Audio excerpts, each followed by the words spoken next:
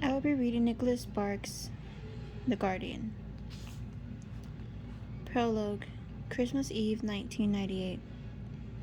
Exactly 40 days after she last held the hand of her husband, Julie Berenson sat looking through her window toward the quiet streets of Swansboro. It was cold. The sky had been angry for a week, and the rain made gentle tapping sounds against the window.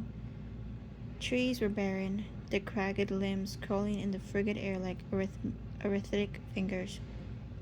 She knew Jim would have wanted her to listen to music tonight. She could hear Bing Crosby singing White Christmas in the background. She'd put up the tree for him as well, though by the time she'd made that decision, the only trees left were dried out and sparse, free for the taking outside the supermarket. It didn't matter. Even when she finished decorating it, she couldn't summon the energy to care. It had been hard to feel anything at all since a tumor in James' brain finally took his life. At 25, she was a widow, and hated everything about the word. How it sounded, what it implied, the way her mouth moved when she formed the word. She avoided it completely. If people asked how she was doing, she simply shrugged. But sometimes, just sometimes, she had the urge to answer. You want to know what it was like to lose my husband? She wanted to ask. Here's what it's like. Jim's dead, and now that he's gone, I feel like I'm dead too.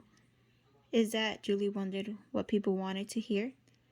Or did they want platitudes? I'll be okay. It's hard, but I'll make it through this. Thank you for asking. She could do the brave soldier routine, she supposed, but she never had. It was both easier and more honest to simply shrug and say nothing. After all, she didn't feel as if she were going to be okay. Half the time, she didn't think she was going to make it through the day without breaking down, especially on nights like tonight. In the reflected glow of the Christmas tree lights, Julie put her hand to the window, feeling the cold press of glass against her skin. Mabel had asked if she wanted to have dinner tonight, but Julie had declined. So had Mike and Henry and Emma. But she turned them down as well. All of them understood, or rather, they pretended to understand, since it was obvious that none of them thought she should be alone. And maybe they were right. Everything in the house, everything she saw and smelled and touched, reminded her of him. His clothes took up half the room. His clothes took up half the closet. His razor still sat next to the soap dish in the bathroom. The subscription to Sports Illustrated had come in the mail the day before. There were still 2 bottles of Heineken, his favorite, in the refrigerator. Earlier that evening, when she'd seen them on the shelf, she'd whispered to herself, Jim is never going to drink those, and she'd closed the door and leaned against it, crying in the kitchen for an hour. The scene outside her window was out of focus. Lost in her thoughts, Julie gradually registered the faint sound of a branch thumping against the wall. The thumping was persistent, steady, and it was a moment before she realized she'd been mistaken about the branch. Someone was knocking at the door. Julie stood, her movements lethargic. At the door, she paused to run her hands through her hair, hoping to compose herself. If it was her friends checking in on her, she didn't want them to think she needed them to stay for a while. When she opened the door, however, she was surprised to see a young man in a yellow slicker. In his hands was a large wrapped box. Miss Berenson, he asked. Yes? The stranger took a hesitant step forward. I'm supposed to deliver this to you. My dad said it was important. Your dad? He wanted to make sure you got this tonight.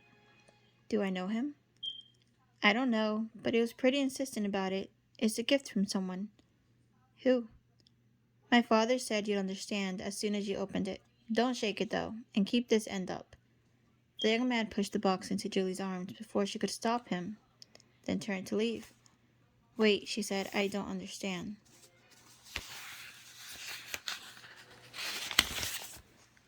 The young man glanced over his shoulder. Merry Christmas, he said. Julie stood in the doorway watching as he climbed into his truck. Then back inside, she set the box on the floor in front of the tree and knelt beside it. A quick peek confirmed the absence of a card, and there were no other clues about the sender. She loosened the ribbon, then lifted the separately wrapped lid, and found herself staring wordlessly at what she'd been given. It was matted with fuzz and dwarf-like, no more than a few pounds, and it was sitting on its haunches in the corner of the box, looking just about as ugly as she'd ever seen a puppy look. Its head was large, out of proportion to the rest of its body. Whimpering, it looked up at her, a glob of muck in its eyes. Someone, she thought, bought me a puppy. An ugly puppy. Taped to the inside of the box was an envelope. As she reached for it, it dawned on her that she recognized the handwriting, and she paused. No, she thought, it can't be. She had seen that handwriting on the love letters he'd written to her on their anniversaries, on hastily scrawled messages by the phone, on paperwork he'd piled on the desk. She held the envelope in front of her, reading her name over and over. Then, with trembling hands, she took the letter out. Her eyes traveled to the words written in the upper left corner. Dear Jules. It was Jim's nickname for her, and Julie closed her eyes, feeling as if her body were suddenly growing smaller. She forced herself to take a deep breath and started again. Dear Jules, I know that if you're reading this letter, I've already passed away. I don't know how long I've been gone, but I hope you've been able to begin healing. I know that if I were in your position, it would be hard for me. But you know, I've always believed you were the stronger of the two of us. I bought you a dog, as you can see. Harold Cuffelt was a friend of my father's, and he's been raising Great Danes since I was a kid. I always wanted one when I was little, but since the house was so small, Mom always said no. They are big dogs, granted, but according to Harold, they're also just about the sweetest dogs in the world. I hope you enjoy him, or her. I guess I always knew in the back of my mind that I wasn't going to make it. I didn't want to think about it though, because I knew that you didn't have anyone to help you get through something like this. Family, I mean. It broke my heart to think that you would be all alone. Not knowing what else to do, I made arrangements to get you this dog. If you don't like it, you don't have to keep it, of course. Harold said he'd take it back, no problem. His phone number should be included. I hope you're doing all right. Since I got sick, I've worried nonstop about that. I love you, Jules. I really do. I was the luckiest guy in the world when you came into my life. It would break my heart if I thought you'd never be happy again. So please do that for me. Be happy again. Find someone who makes you happy. It might be hard. You might not think it's possible, but I'd like you to try. The world is a better place when you smile. And don't worry, from wherever I am, I'll watch out for you. I'll be your guardian angel, sweetheart. You can count on me to keep you safe. I love you, Jim. Through her tears, Julie peeked over the lid of the box and reached in. The puppy curled into her hand. She lifted him out, holding him close to her face. He was tiny, and she could feel the bones in his ribs as he trembled. He really was an ugly thing, she thought, and he'd grow up to be the size of a small horse. What on earth would she do with a dog like this? Why, she wondered, couldn't Jim have gotten her a miniature schnauzer with little gray whiskers, or a cocker spaniel with sad round eyes? Something manageable? Something cute that might curl up in her lap now and then? The puppy, a male, started to whine, a high-pitched cry that rose and fell like the echo of a far-off train. Like the echo of far-off train whistles. Sorry. Shh, you'll be okay, she whispered. I won't hurt you. She continued to talk to the puppy in low tones, letting him get used to her, still getting used to the idea that Jim had done this for her. The puppy continued to cry, almost as if accompanied the tune on the stereo, and Julie scratched beneath his chin. You singing to me? She asked, smiling softly for the first time. That's what it sounds like, you know. For a moment the dog stopped crying and looked up at her, holding her gaze. Then he started to whine again, though this time he didn't seem as frightened. Singer, she whispered. I think I'll call you Singer. Chapter 1, 4 years later. In the years since Jim had died, Julie Berenson had somehow found a way to start living again. It hadn't happened right away. The first couple of years after his death had been difficult and lonely. But time had eventually worked its magic on Julie, changing her loss into something softer. Though she loved Jim and knew that part of her would always love Jim, the pain wasn't as sharp as it had once been. She could remember her tears and the total vacuum her life had become in the aftermath of his death. But the searing ache of those days was behind her. Now when she thought of Jim, she remembered him with a smile, thankful that he'd been part of her life. She was thankful for Singer too. Jim had done the right thing by getting her the dog. In a way, Singer had made it possible for her to go on. But at this moment, while lying in bed on a cool spring morning in Swansboro, North Carolina, Julie wasn't thinking about what a wonderful support Singer had been during the past 4 years.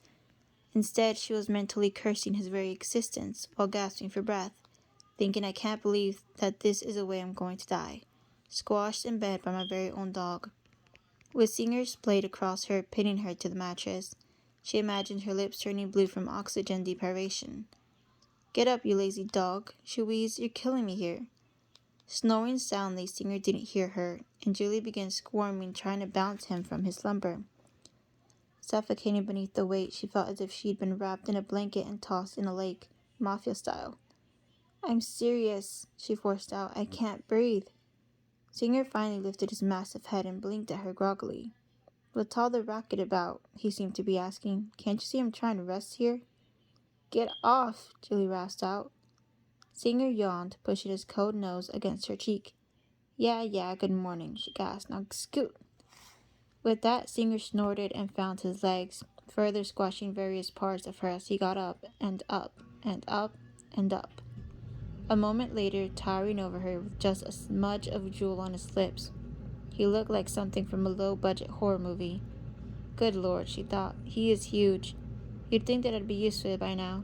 She took a deep breath and looked up at him, frowning. Did I say you could get into bed with me? She asked. Singer usually slept in the corner of her room at night. The past 2 nights, however, he'd crawled in with her, or more accurately, on top of her. Crazy dog. Singer lowered his head and looked her face. No, you're not forgiven, she said, pushing him away. Don't even bother trying to get out of this. You could have killed me. You're almost twice as heavy as I am, you know. Now get off the bed. Singer whined like a pouting child before hopping down to the floor. Julie sat up, ribs aching, and looked at the clock, thinking, already? She and Singer stretched at the same time before she pushed aside the covers. Come on, she said. I'll let you out before I get in the shower. But don't go sniffing around the neighbors' garbage cans again. They left a nasty message on the machine. Singer looked at her. I know, she said. It's only garbage, but some people are funny that way. Singer left the bedroom, heading toward the front door. Julie rolled her shoulders as she followed him. Her eyes closed for just a moment. Big mistake. On the way out of the bedroom, she slammed her toe against the dresser. The pain shot from her toe up through her lower leg. After the initial scream, she began to curse, combining profanity and all sorts of marvelous permutations. Hopping on one foot in her pink pajamas, she was sure she looked like some sort of deranged Energizer bunny. Singer merely gave her a look that seemed to imply, what's the holdup? You got me up, remember, so let's get going here. I've got things to do outside. She groaned. Can't you see I'm wounded here? Singer yawned again, and Julie rubbed her toe before limping after him. Thanks for coming to my rescue. You're worthless in an emergency. A moment later, after Singer stepped on Julie's sore toe on his way out the door, Julie knew he'd done it on purpose. He was outside. Instead of heading toward the garbage can, Singer wandered over to the vacant wooded lot that bordered one side of her house. She watched as he swung his massive head from side to side, as if making sure that no one had planted any new trees or bushes during the preceding day. All dogs like to mark their territory, but Singer seemed to believe that somehow, if he found enough places to relieve himself, he'd be anointed king dog in all the world. At least it got him out of her hair for a while. Thank heaven for small favors, Julie thought. Singer had been driving her crazy for the last couple of days. He'd followed her everywhere, refusing to let her out of his sight for even a few minutes, except when she put him outside. She hadn't even been able to put the dishes away without bumping into him a dozen times. He was even worse at night. Last night he'd had a growling fit for an hour, which he'd thoughtfully interspersed with an occasional bark, and the whole thing had left her fantasizing about buying either a soundproof kennel or an elephant gun. Not that Singer's behavior had ever been, well, ordinary. Except for the peeing thing. The dog had always acted as if he thought he were human. He refused to eat out of a dog bowl. He'd never needed a leash, and when Julie watched television, he would crawl up on the couch and stare at the screen. And when she talked to him, whenever anyone talked to him for that matter, Singer would stare intently, his head tilted to the side as if he were following the conversation, and half the time it did seem as if he understood what she was telling him. No matter what she told him to do, no matter how ridiculous a command, Singer would carry it out. "Could you go get my purse in the bedroom?" Singer would come trotting out with it a moment later. "Will you turn off the bedroom light?" He'd balance on two legs and flick it with his nose. "Put this can of soup in the pantry, okay?" He'd carried it in his mouth and set it on the shelf. Sure, other dogs were well trained, but not like this. Besides, Singer hadn't needed training. Not real training, anyway. All she'd had to do was show him something once, and that was it. To others, it seemed downright eerie, but since it made Julie feel like a modern-day Dr. Dolittle, she kind of liked it. Even if it did mean she talked to her dog in complete sentences, had arguments with him, and asked for his advice now and then. But hey, she told herself, that wasn't so odd, was it?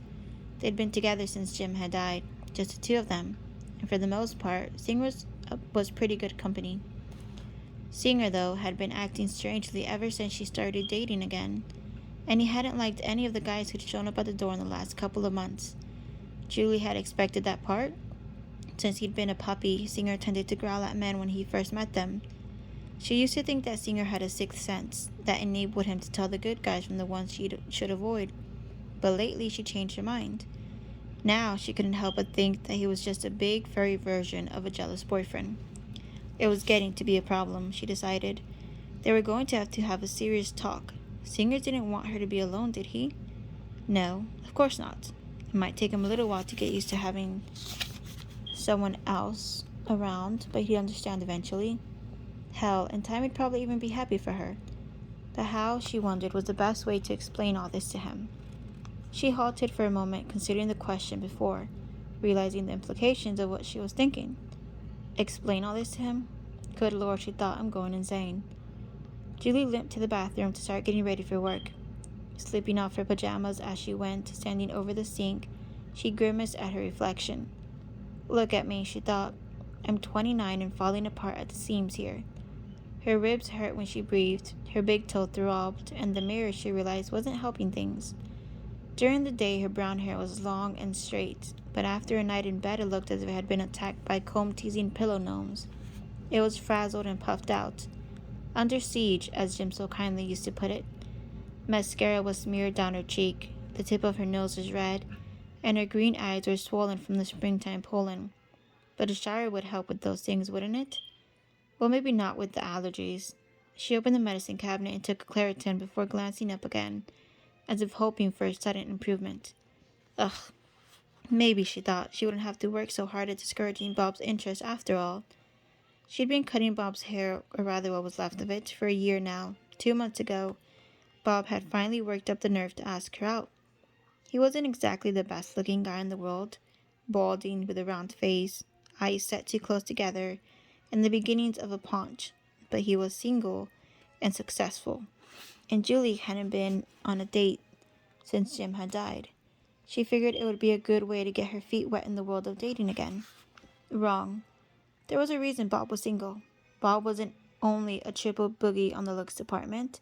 He'd been so boring on their date that even people at nearby tables in the restaurant had glanced her way in pity. His preferred topic of conversation on the date had been accounting. He showed no interest in anything else. Not her, not the menu, not the weather, not sports, not the little black dress she was wearing. Only accounting. For 3 hours, she'd listened to Bob drone on and on about itemized deductions and capital gains, distributions, depreciation, and 401k rollovers. By the end of the dinner, when he leaned over the table and confided that he knew important people at the IRS, Julie's eyes were so glazed that they could have flavored a dozen donuts. It went without saying, of course, that Bob had had a wonderful time. He'd been calling 3 times a week since then, asking if they could get together for a second consultation. He.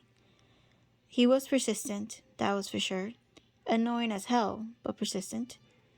Then there was Ross, the second guy she dated. Ross the doctor. Ross the good-looking guy. Ross the pervert. One date with him was enough, thank you very much. And can't forget good old Adam. He worked for the county, he said. He enjoyed his work, he said. Just a regular guy, he said. Adam, she found out, worked in the sewers. He didn't smell. He didn't have unknown substances growing under his fingernails. His hair didn't carry a greasy shine. But she knew that as long as she lived, she'd never get used to the idea that one day he might show up at the front door looking that way. Had an accident at the plant, dear. Sorry to come home like this.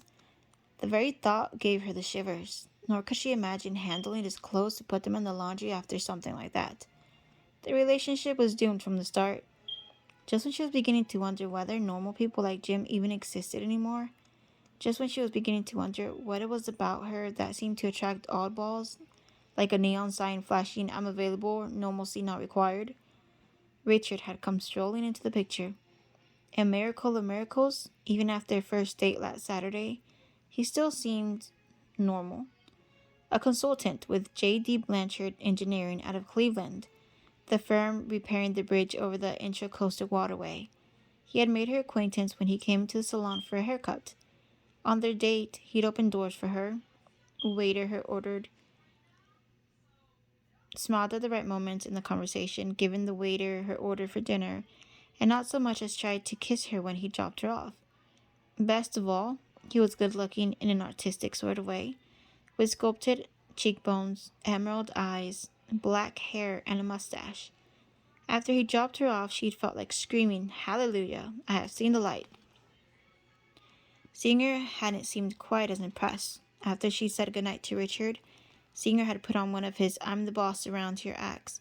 He'd growled until Julie had opened the front door. "Oh, stop it," she said. "Don't be so hard on him." Singer did as he was told, but he'd retreated to the bedroom where he'd pouted the rest of the night. If my dog was any more bizarre, she thought, we could team up and work for a carnival, right next to the guy who eats light bulbs. But then, my life hasn't exactly been normal either. Julie turned on the faucet and stepped into the shower, trying to stem the tide of memories. What was the use of replaying hard times? Her mother, she often mused, had been fatally attracted to two things: booze and toxic men. Either one without the other would have been bad, but the combination had been intolerable for Julie. Her mom went through boyfriends the way kids go through paper towels, and some of them made Julie feel less than comfortable when she hit adolescence. The last one had actually tried to have his way with her, and when Julie had told her mother, in a drunken teary rage, had blamed her for coming on to him. It wasn't long before Julie found herself without a home. Living on the street had been terrifying, even for the 6 months or so before Jim came along. Most everyone she met used drugs and panhandled or stole, or worse. Scared of becoming like the haunted runaways she saw every night at the shelters and in the doorways, she searched frantically for odd jobs that would keep her fed and out of sight. She worked every menial job she saw offered and kept her head down. When she first met Jim at a diner in Daytona, she was nursing a cup of coffee with the last of her pocket change. Jim bought her breakfast, and on the way out the door, said he'd do the same thing the following day if she returned. Hungry, she did. And when she challenged him about his motives, she assumed she knew his reasons and could remember gearing up for quite the embarrassing public tirade about cradle robbers and jail time. Jim denied any improper interest in her, and at the end of the week, when he was getting ready to head for home, he made her a proposal. If she moved to Swansboro, North Carolina, he would help her get a full-time job and a place to stay. She remembered staring at him as though he had bugs crawling out of his ears. But a month later, considering she didn't have much scheduled on the old social calendar, she showed up in Swansboro, thinking as she got off the bus, what in the world am I doing in this nowhere town? Nonetheless, she looked up Jim, who, despite her persistent skepticism, brought her over to the salon to meet his aunt Mabel. And sure enough, she found herself sweeping floors for an hourly wage and living in the room upstairs from the salon. At first, Julie was relieved by Jim's lack of apparent interest, then curious, then annoyed. Finally, after running into Jim repeatedly and dropping what seemed to her quite shameless hints, she broke down and asked Mabel if she thought Jim found her unattractive. Only then did he seem to get the message. They went on a date, then another, and the hormones were surging after a month together. Real love came a short time later. He proposed. They walked the aisle in the church where Jim had been baptized, and Julie spent the first few years of the marriage drawing smiley faces every time she doodled by the phone. What more, she wondered, when considering her life, could anyone want? A lot, she soon realized. A few weeks after the 4th anniversary, Jim had a seizure on the way home from church and was rushed to the hospital. 2 years later, the brain tumor took his life, and at the age of 25, Julie found herself starting over once more. Add in Singer's unexpected appearance, and she'd reached the point in her life where nothing surprised her anymore. Nowadays, she thought it was the little things in life that mattered. If the highlights in her past set the tone, it was the day-by-day events that now defined who she was. Mabel, God bless her, had been an angel. She'd helped Julie get her license so she could cut hair and earn a decent, if not extravagant, living. Henry and Emma, two good friends of Jim's, not only had helped her fit into town when she'd first moved here, but had remained close even after Jim had passed away. And then there was Mike, Henry's younger brother and Jim's best friend growing up. In the shower, Julie smiled. Mike. Now there was a guy who would make some woman happy one day, even if he seemed a little lost sometimes. A few minutes later, after toweling off, Julie brushed her teeth and hair, put on some makeup, and slipped into her clothes. Since her car was in the shop, she'd have to walk to work. It was about a mile up the street, and she put on a pair of comfortable shoes. She called Singer just as she was locking the door on her way out, nearly missing what had been left for her. Out of the corner of her eye, she spied a card wedged between the mailbox and the lid, right next to the front door. Curious, Julie opened it, reading it on the porch as Singer burst from the woods and trotted up to her.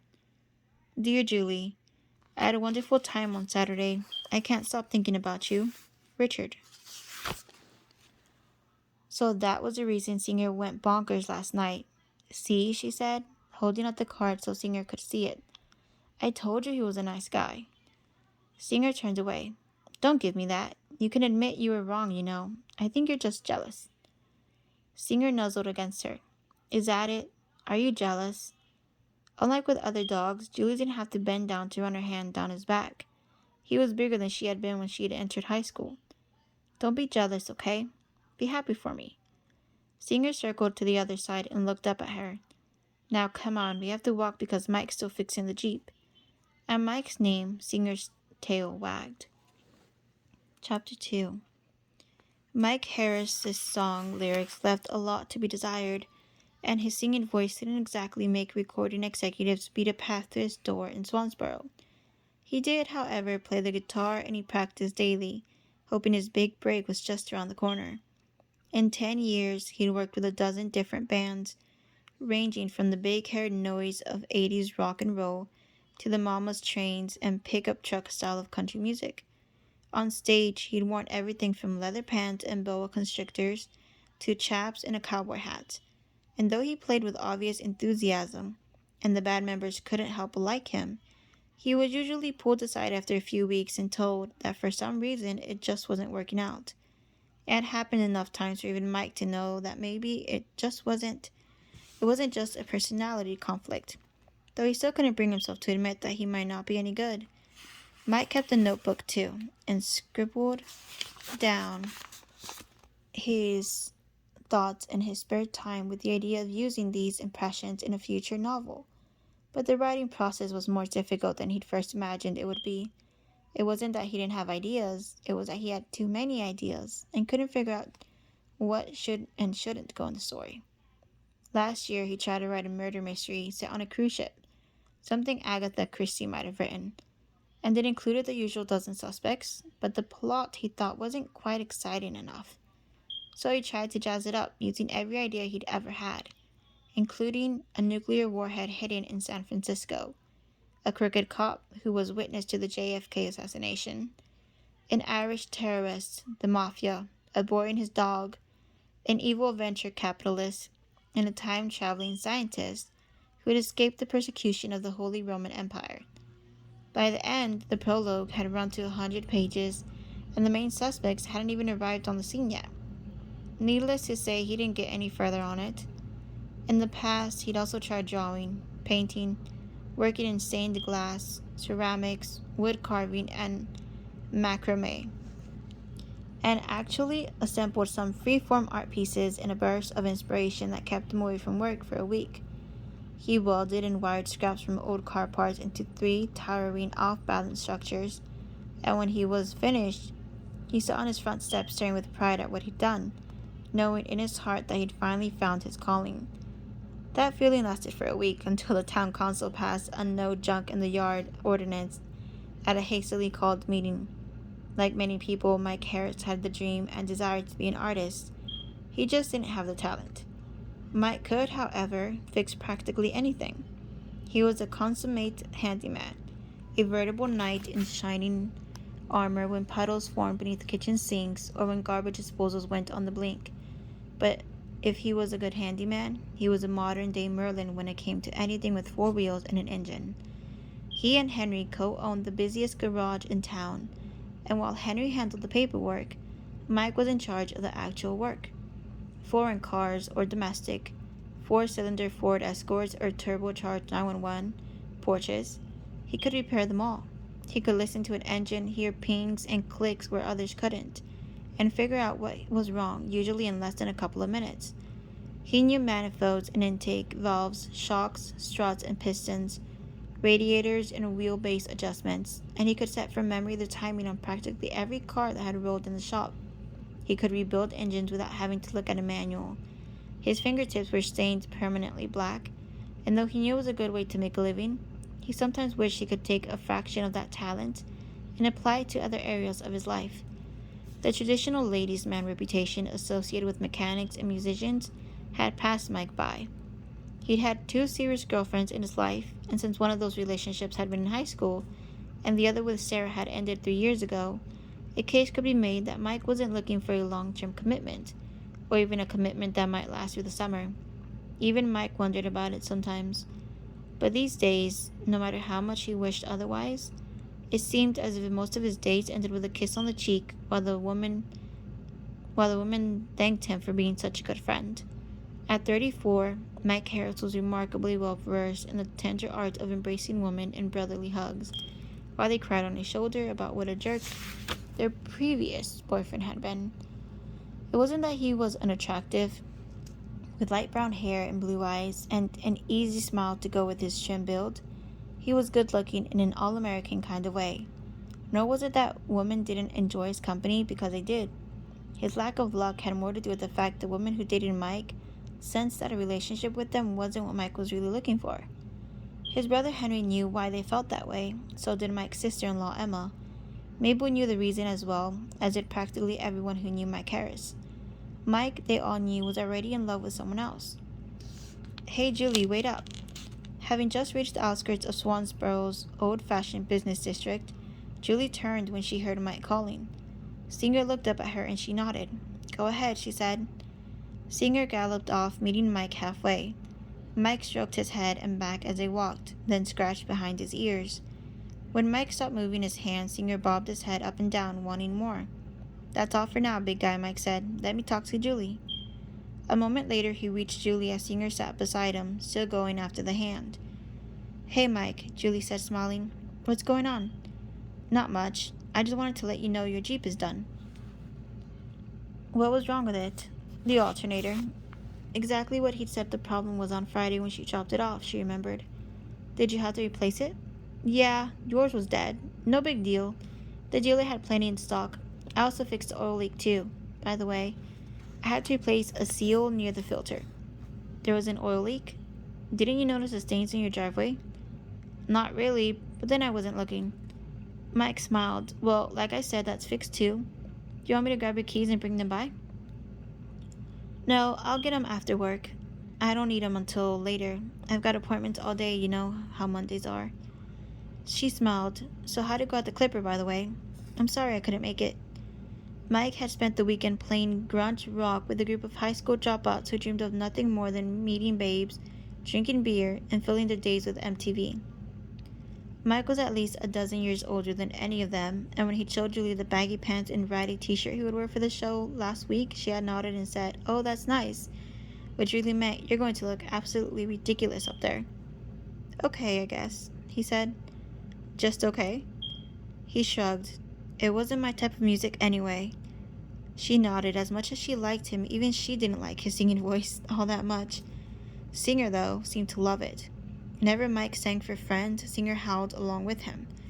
It was a toss-up, according to local opinion, as to who would be the first to make it to the big time. So how much were the repairs? She asked. Mike seemed to debate the question as he scratched his chin absently. 2 haircuts should do it. Come on, let me pay this time, at least for the parts. I do have money. In the past year, the Jeep had an older model CJ7 had been in the shop 3 times. Mike, however, was somehow able to keep it running smoothly between visits. You are paying, Mike protested. Even though my hair is getting a little thinner, it does need to be cut now and then. Well, 2 haircuts doesn't seem like a fair trade. It didn't take all that long to fix, and the parts weren't that much. The guy owed me a favor. Julie raised her chin slightly. Does Henry know you're doing this? Mike spread his arms, looking innocent. Of course he knows. I'm his partner. And besides, it was his idea. Sure it was, she thought. Well, thanks, she finally said. I appreciate it. My pleasure, Mike paused. Wanting to talk a little longer but not knowing exactly what to say, he glanced towards Singer. Singer was watching him closely, his head tilted to the side as if urging, Well, get on with it, Romeo. Both of us know the real reason you're talking to her. Mike swallowed. So how'd it go with, he tried to sound as casual as he could. Richard? Yeah, Richard. It was nice. Oh. Mike nodded, feeling beads of perspiration forming on his brow. He wondered how it could possibly be so hot this early in the morning. So, where'd you go? He asked. The Slocum house. Pretty fancy for a first date, he offered. It was either that or a Pizza Hut. He let me pick. Mike shifted from one foot to the other, waiting to see if she would add anything else. She didn't. Not good, he thought. Rich was definitely different from Bob, the romantic number cruncher, or Ross, the sex maniac, or Adam from the bowels of Swansboro. With guys like that as a competition, Mike thought he stood a chance. But Richard, the Slocum house? It was nice. So, you had a good time? He asked. Yeah, we had fun. Fun. How much fun? This, he thought, was not good at all. I'm glad, he lied, doing his best to fake enthusiasm. Julie reached for his arm. Don't worry, Mike. You know I'll always love you the most, right? Mike pushed his hands in his pockets. That's just because I fixed your car, he said. Don't sell yourself short, she said. You helped patch my roof too, and repaired your washing machine. She leaned over and kissed him on the cheek, then gave his arm a squeeze. What can I say, Mike? You're just a good guy.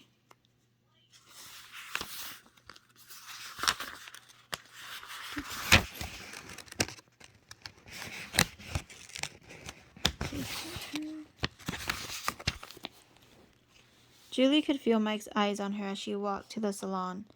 Though unlike the way she felt about some men's attention, she wasn't bothered at all. He was a good friend, she thought, then quickly changed her mind. No, Mike was a really good friend. Someone she wouldn't hesitate to call in an emergency. The kind of friend who made life in Swansboro a whole lot easier simply because she knew he'd always be there for her.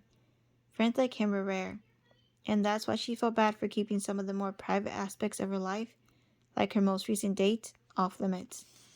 She didn't have the heart to go into detail about it because Mike wasn't exactly Mr. Mysterious when it came to how he felt about her, and she didn't want to hurt his feelings. What was she supposed to have said? Compared to my other dates, Richard was great? Sure, I'd go out with him again. She knew Mike wanted to date her. She'd known that for a couple of years now. But her feelings for Mike, aside from regarding him as her best friend, were complicated. How could they not be? Jim and Mike had been best friends growing up. Mike had been best man at their wedding, and Mike had been the one she turned to for comfort after Jim had died. He was more like a brother, and it wasn't as if she could flip a switch and suddenly change the way she felt. But it was more than just that. Because Jim and Mike were so close. Because Mike had been part of both their lives. Even imagining a date with him always left her with a vague feeling of betrayal. If she agreed to go out with him, did that mean that deep down she'd always wanted to? What would Jim think about it? And would she ever be able to look at Mike without thinking of Jim and those times in the past that they were all together? She didn't know, and what would happen if they did go out? But for whatever reason, it didn't work out. Things would change between them, and she couldn't bear losing him as a friend. It was easier if things just stayed the way they were. She suspected that Mike knew all of this, and it was probably the reason he never so much as asked her out, despite the fact that it was obvious he wanted to. Sometimes, though, like when they were on the boat last summer, water skiing with Henry and Emma, she got the feeling that he was working up the nerve to do it, and Mike was a little comical when those moods seemed to strike him. Instead of being Mr. Happy-Go-Lucky, the first to laugh at jokes, even those made at his expense, the guy you'd ask to go pick up some more beer from the convenience store because everyone knew he wouldn't mind. Mike would suddenly get quiet, as if he suspected his whole problem with Julie arose from the fact that she didn't think he was being quite cool enough. Instead of laughing at what others were saying, he'd wink or roll his eyes or study his fingernails.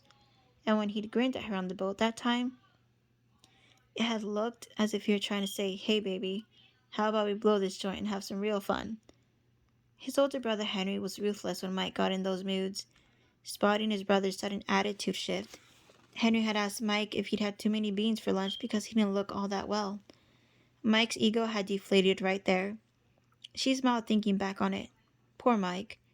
The next day he was back to his old self, and Julie liked that version of Mike a whole lot better anyway.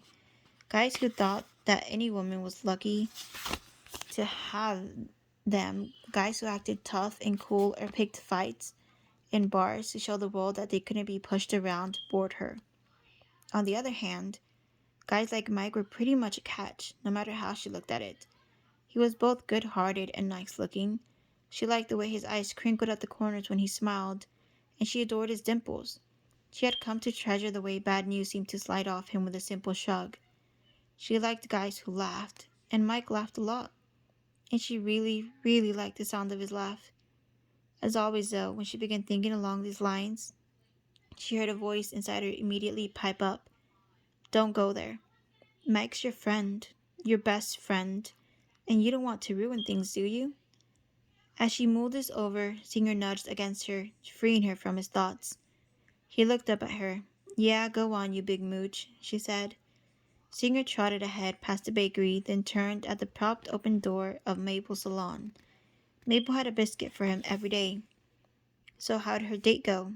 Henry leaned against the doorframe next to the coffee maker, talking over the rim of a styrofoam cup. I didn't ask her about that, Mike answered, his tone implying the very thought was ridiculous. He stepped into his coveralls and pulled them up over his jeans. Why didn't you ask? I didn't think about it. Henry said. At 38, Henry was 4 years older than Mike, and in many ways, Mike's alter, more mature ego. Henry was taller and heavier and coasting into middle age with a waistline that expanded at the same rate his hair was receding. With a 12-year marriage to Emma and 3 young girls and a house instead of an apartment, he had a bit more stability in his life. Unlike Mike, he never had artistic dreams of any sort. In college, Henry had majored in business finance, and like most older brothers, he couldn't escape the feeling that he had to watch out for his younger sibling, to make sure he was okay, that he wasn't doing things he'd later regret, that his brotherly support included teasing, insults, and the occasional zinger to bring Mike back down to earth might have struck some as heartless. But how else was he supposed to do it? Henry smiled. Somebody had to watch out for Mike. Mike had worked the grease-stained coveralls up to his waist. I just wanted to tell her that her car was finished. Already? I thought you said it had an oil leak. It did. And it's already done? It only took a few hours. Henry nodded, thinking, if you were any more whipped, little brother, they'd serve you an ice cream. Instead of saying that, Henry cleared his throat. So that's what you did this weekend? Worked on her car? Not the whole time. I also played at the Clipper, but I guess you forgot about that, huh? Henry raised his hands in defense. You know I'm more of a Garth Brooks and Tim McGraw fan. I don't like that new stuff. And besides, Emma's parents came by for dinner. They could have come too. Henry laughed, nearly spilling his coffee. Yeah, right. Can you imagine me bringing those two to the Clipper? They think the stuff you hear in elevators is too loud, and that rock music is Satan's form of mind control. They'd bleed from the ears if they went to the Clipper. I'll tell him what you said that. She'd agree with me, he said. Those were her words, not mine. So how'd it go? At the Clipper, I mean. Okay. Henry nodded, understanding completely. Sorry to hear that. Mike shrugged as he sipped up the coveralls. So what did you charge Julie for her car this time? 3 pencils and a sandwich? No. A shiny rock? Ha ha. Seriously, I'm just curious. The usual. Henry whistled.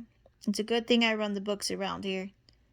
Mike tossed him an impatient glance. You know, you would have given her a deal too. I know that. So why are you bringing it up? Because I want to know how her date went. How does what I charge her to fix her car have to do with her date? Henry smiled. I'm not sure, little brother. What do you think? I think you had too much coffee this morning, and you're not thinking straight. Henry finished his cup. You know, you're probably right. I'm sure you don't care at all about Julie's date. Exactly. Henry reached for the coffee pot and poured another cup. Then maybe that you probably don't care what Mabel thinks either. Mike looked up. Mabel? Henry nonchalantly added cream and sugar. Yeah, Mabel. She saw them out on Saturday night. How do you know? Because I talked to her after church yesterday and she told me about it. She did? Henry turned his back to Mike and headed for the office, breaking into a grin. But like you said, you don't care, so I'll just drop it. Henry knew from experience that Mike was still standing outside the door, frozen in place, long after he'd taken his seat at the desk. And I will stop at chapter 3.